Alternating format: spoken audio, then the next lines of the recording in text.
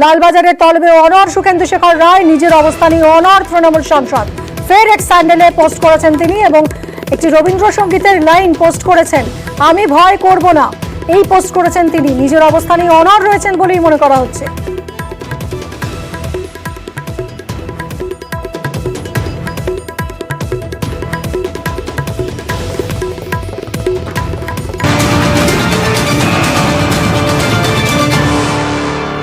এরই মধ্যে যে খবর পাওয়া যাচ্ছে, সুখেন্দু শেখর রায়কে জোড়া নোটিশ দিয়ে লালবাজারে তলব করা হলো সাংসদকে।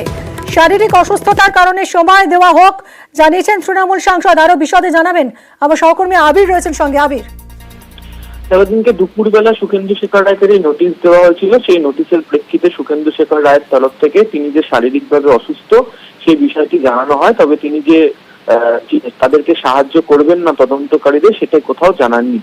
এরপর সূত্র মারফত আমরা জানতে পারছি বিকেল 4:55 তাকে পুনরায় একটি নোটিশ পাঠানো হয় এবং তাকে আজই বিকেল 5:30 নাগাদ লালবাজারে গিয়ে দেখা করতে বলা হয়েছিল। তারও জবাব রাজ্যসভার সাংসদ সুখেন্দু শেখর রায়ের তরফ থেকে দেওয়া হয়েছে। এইমস দিল্লি এবং এসএসকেএম হাসপাতালের কার্ডিওলজি এবং পালমোনারি মেডিসিনের বিভাগীয় প্রধানরা তাকে চিকিৎসা করেন। সেই এইমসের এবং এসএসকেএম হাসপাতালের দুই বিভাগীয় প্রধানের যে প্রেসক্রিপশন 26শে জুলাই এবং 30শে জুলাই, সেই প্রেসক্রিপশনের কপিও তিনি লালবাজারকে তিনি পাঠিয়েছেন। সুখেন্দু শেখর রায় তিনি এটা উল্লেখ করেছেন যে যদি কোনো কারণে প্রয়োজন হয়, অবশ্যই যদি তদন্তকারীদের কোনো জানার থাকে তাহলে অবশ্যই তিনি সহযোগিতা করবেন, কিন্তু যে সময় নিয়ে তাকে ডেকে পাঠানো হচ্ছে সেই বিষয়টা নিয়ে সূত্রের খবর তিনি আদৌ খুশি নন। তিনি যেটা উল্লেখ করেছেন সেটা হচ্ছে যে পৃথিবীর কোনো শক্তি তাকে ন্যায় এবং সত্যের পথ থেকে বিচ্যুত করতে পারবে না।